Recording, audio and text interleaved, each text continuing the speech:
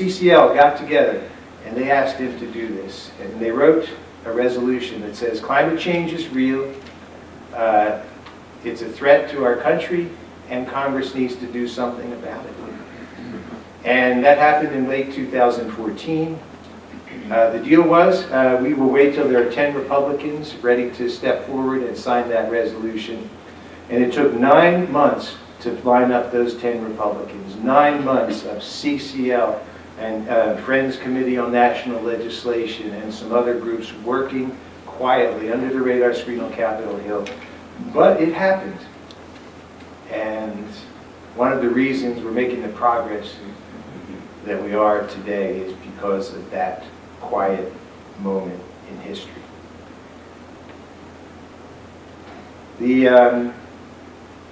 And I have this theory that we build on these successes, that everything's incremental. And that laid the groundwork for Republicans to step up on climate change. And then the next frontier was, will Republicans talk to Democrats? Can we get a bipartisan conversation happening? And so that was the next idea, the Bipartisan Climate Solutions Caucus. That idea had been brewing in my mind, and we've been working on it, but there was no Republican who would step up and sit down with Democrats on climate change. I mean, you know how this issue was so polarized for a decade. And then, as Republicans saw that that they signed that climate resolution, the Gibson resolution, and the world didn't end, they weren't run out of the party, and they actually were appreciated for it by CCL and by others. This bipartisan caucus that you saw in the film forming there became possible. Not only did it become possible, it felt like it was inevitable. And it took 2.5 years to find the first Republican who would step up and join that caucus, and it was Congressman Curbelo from Florida. Notably, he was the first co-sponsor to step up and sign that Gibson resolution that Congressman Gibson put forth. So, and there we had it, a caucus of 2. Congressman Curbelo on the Republican side, Congressman Ted Deutsch on the Democratic side, and me on the sidelines cheering. And I don't think anyone realized the significance of that or where that could take us. I think we still don't fully understand where that caucus can take us, but it's building, and we can talk a little bit about that. And I'm happy to take your questions about the caucus in a few minutes, or whatever topic you want to talk about. You know that scene you saw in the film when the members of Congress were sitting around the table? That was the first members' meeting of the Climate Solutions Caucus. And we were lucky to have the Nat Geo camera crew there to film that. But no one knew what would happen. And the members of Congress had insisted there be like a kill switch on the cameras because they didn't know. This was the first time Republicans and Democrats were sitting down at the same table to talk about climate change. And there was a lot of concern about how contentious that meeting would be. And they didn't really want that to be seen on camera. So the deal was the cameras would roll for 3 minutes, sort of the opening introductions, and then cut it off. But what started to unfold in that meeting, and this is sort of my core belief, that when people actually talk to each other, amazing things can happen. And instead of fights and arguments breaking out at that meeting, these random acts of compliments and appreciation and respect for the other party broke out, and it was really something to witness. And I remember the Congressman Curbelo's chief of staff, who was the guy who was going to hit the kill switch on the cameras. He did this, and he said, "Keep it rolling." And they rolled those cameras through that entire meeting, which is why we have some record of it there today. And it kind of, for me, validated everything that we've been working for, that that when people face each other and are respectful, that we can do great things together. And I think that's our role in Congress. We are, as CCL, we are the peacemakers and the diplomats. And there's plenty of people in Washington who want to fight, plenty of people who want to pick up the political sword and do battle. And there's sort of this mentality, scorched earth politics, run the other guys out of town, us versus them, take no prisoners. And we're different. CCL is different, and that's what makes this organization so extraordinary. We are there trying to bring people together, trying to bring Congress together to find a way forward on climate change, and that's a big deal. A week ago, I had been on Capitol Hill for 5 days, and I decided I was going to leave the Hill and go over to the National Archives. And it's an amazing place. Next time you're in D.C., go there. Because you can go into the National Archives, into this amazing rotunda, and see the Constitution of the United States. It's right there. 4 big pages in these cases, encased in argon gas, and it won't deteriorate. This is the document that has literally reshaped the world. And you can spend as much time as you want there with the Constitution. And so I read the Constitution, 4,500 words. And the amazing thing about the Constitution is there's one word that does not appear anywhere in that Constitution. It's the word party. The framers of the Constitution were afraid of political parties. Hamilton, Madison, Washington, they were afraid that political parties would derail this country. They were afraid that political parties would begin to put party over country. They thought that the Constitution would actually prevent that. Part of the reason they set up things the way they did in our government was to inhibit the formation of political parties. And something has gone very wrong. Obviously, the parties are this entrenched part of our government. But the word, these rules about majority rules and minority leader and majority whip, that's not in the Constitution. That's not how this country was envisioned. This country was envisioned with people thinking that people would put this country first, put the national interest and the interest of long-term prosperity and freedom first. And we need to get back to that. And I think CCL, in our small way, with this bipartisan effort, civilizing the dialogue in Congress, we are helping the country get back to those roots. At the end of last year, a congressional staffer told me something that I really felt good about. She's in an office, a Democratic office. It's a member of the Climate Solutions Caucus. And she said, we're introducing a bill, and we're doing something we never did before. She said, we're going to make it bipartisan. We are not going to introduce this bill until we have a Republican co-lead on it. And she said, before the Climate Solutions Caucus, we never would have done that. Now today the caucus has 14 bills that it's supporting, many related to climate change. Many of them are bipartisan. The H.R. 1090 is a bipartisan bill formed by 2 caucus members, a Republican and a Democrat. It's on tax credits for renewable energy. It has been passed into law with 116 co-sponsors, almost equally divided between the parties. This kind of work is all too rare in Congress, but so needed. So I mentioned these two, quiet moments in history, that little meeting with the members of Congress and the Gibson resolution, these quiet inflection points. Well, good things come in three. So what's the third one?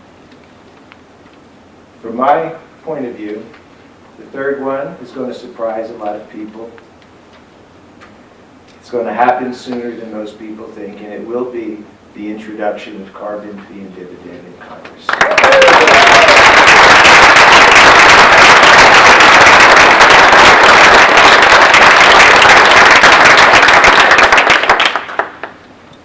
It's more likely than anyone knows, and we, CCL, you and me, we're going to surprise a lot of people. I feel that that turning point I told Bradley Whitford about in the film, it has happened, and we are on a new type of glide path here. It doesn't look that way, I know. That sounds funny.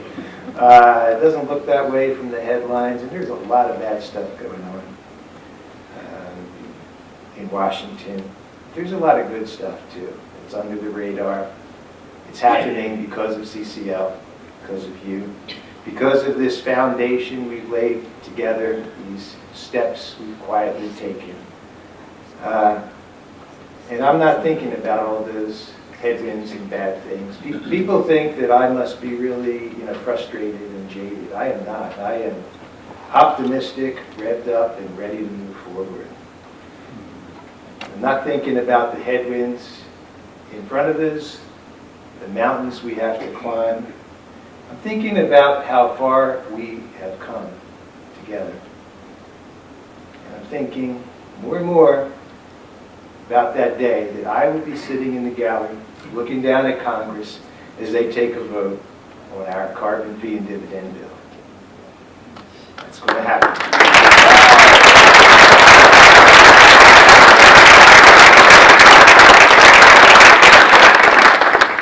And I want to close by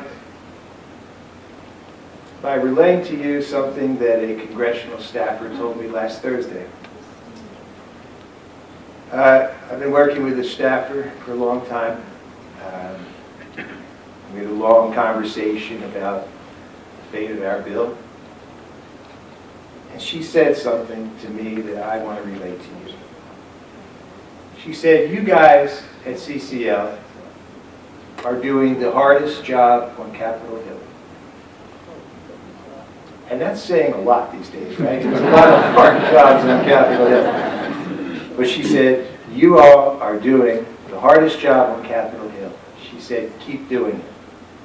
It's working. And we need it now more than ever.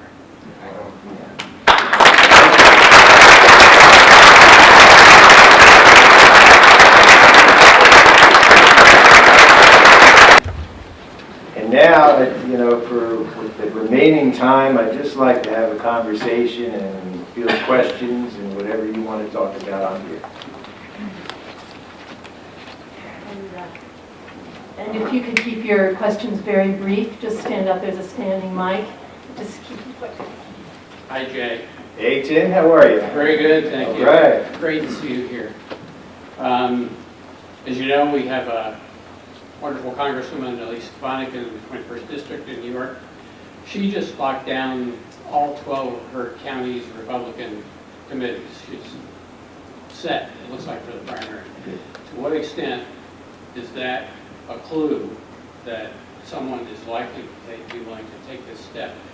It seems like ideally we want it to happen before the scrum of the election begins. Yeah. But so many of these Republicans have to worry about their primaries. Yeah, that's a great question.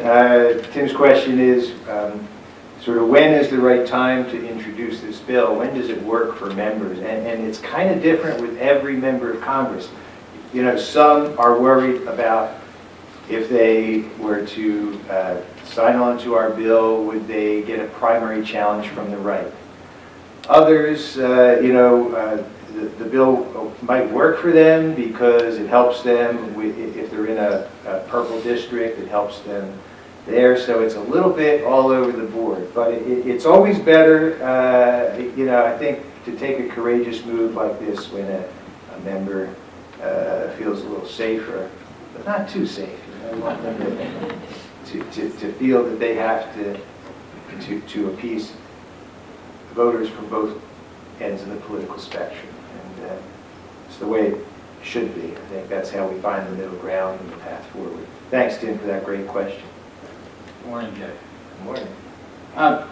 Back in January, 106 members of the House sent a letter to the President calling him out on failing to include climate change in his design of his strategic plan for national security. Yep. I know you know all this, but I'm not sure everybody else knows it does. Thanks to George Kravlik, who's become the point person for national security among the community of CCL, I got a chance to take a look at who the signers were.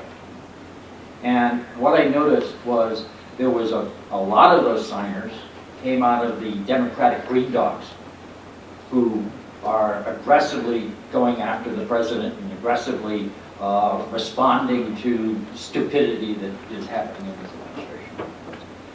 There were a fair number of people from the Republican group that signed on to the resolution. There was only a small proportion of the Climate Solutions Caucus in there. I think maybe 10 people of the, at that time, 65 or 68 people. So 2 questions, having set that up. Number one is I'd like to know what your take is on all that. And secondly, given that we're in the field and we're in conversation with our members of Congress who are part of the Solutions Caucus, what are the conversations that we might generate that would have them step up? For example, in New Hampshire, Annie Custer in the 2nd District is a member of the Climate Solutions Caucus, and she's not a signer on that letter. Now, I think she, in kind of behind the scenes, she primarily came into the caucus through the Friends, but Yeah. you get my drift. Sure. Thank you. Yeah, that's a great question. I'd like to address that. On that letter, so this was a letter to the president pushing back hard on the fact that climate was not mentioned in the national security strategy. There were 12 Republican members from the Climate Solutions Caucus. And so that was 12 out of maybe 26 of the Republican caucus members. So I think there were more Democrats from the Climate Solutions Caucus on the letter. But, not every Republican in the Climate Solutions Caucus signed that letter. And so we have to say why. They're for climate. Why wouldn't they sign that letter? There is a lot of pressures and on these members, and they have to decide how to use their political capital, right? So pushing back in a signed letter that opposes the president who's from their party is a tough thing to do.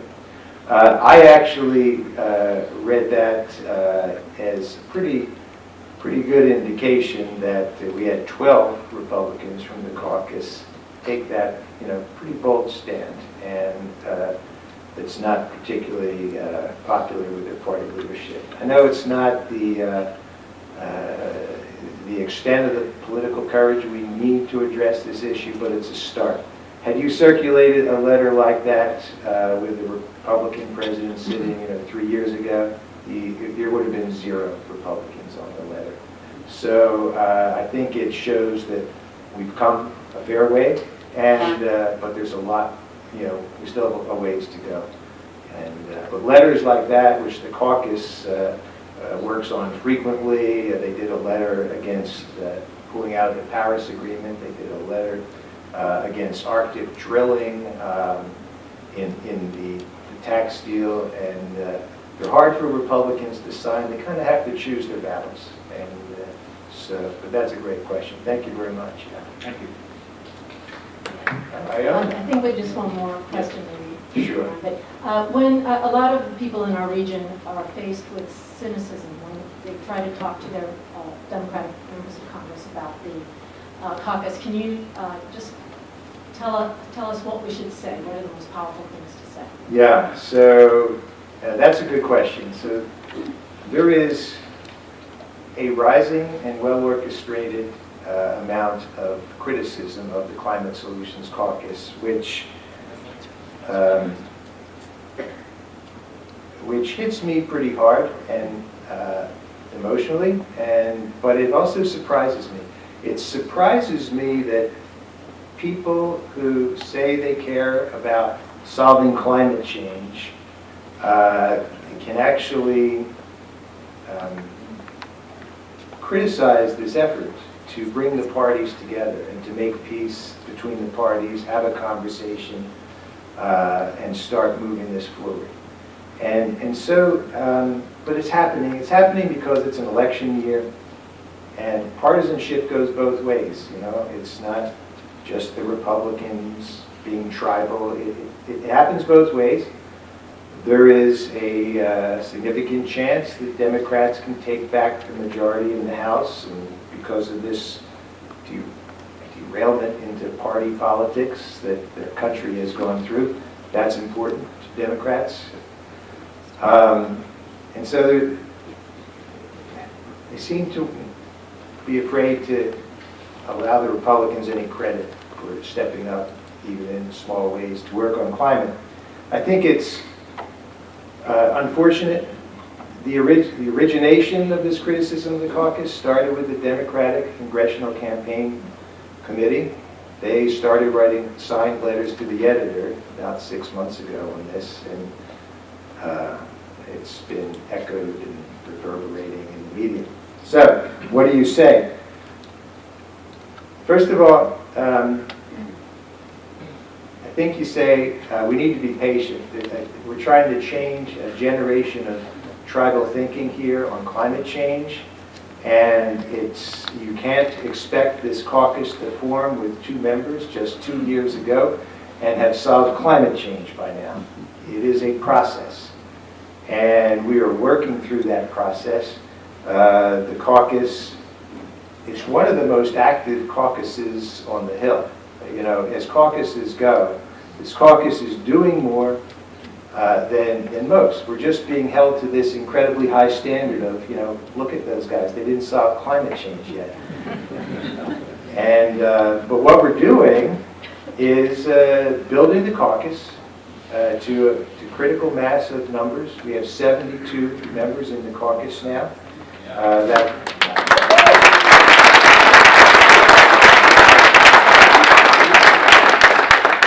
72 members in the caucus. We are moving into this phase of educating the members. They are taking staff days. These are like field trips for congressional staff. And imagine the meaning of that. You get staff members from both parties in a bus and go to Norfolk Naval Base for 2 days for a briefing from the Navy. And just that experience starts to break down these barriers. They did a staff delve to the National Renewable Energy Lab in Colorado, really informative, and again, this bonding thing that we're trying to work on. The members are taking a co-delve. Members of Congress are going to New Orleans next month to look at climate adaptation and how they're rebuilding New Orleans. Member meetings, we had a meeting last month, a meeting with the Department of Energy and the members having this open conversation about building energy efficiency for buildings. On Wednesday of this week, we have another caucus meeting, and this will be 5 major companies talking to the caucus, including Microsoft, Johnson & Johnson, talking to the caucus about why business needs them to address climate change. So, yeah, this is working.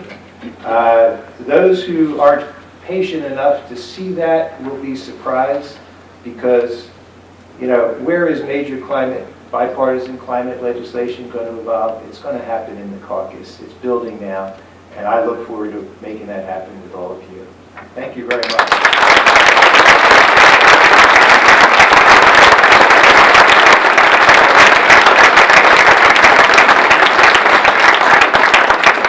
Hi, everybody.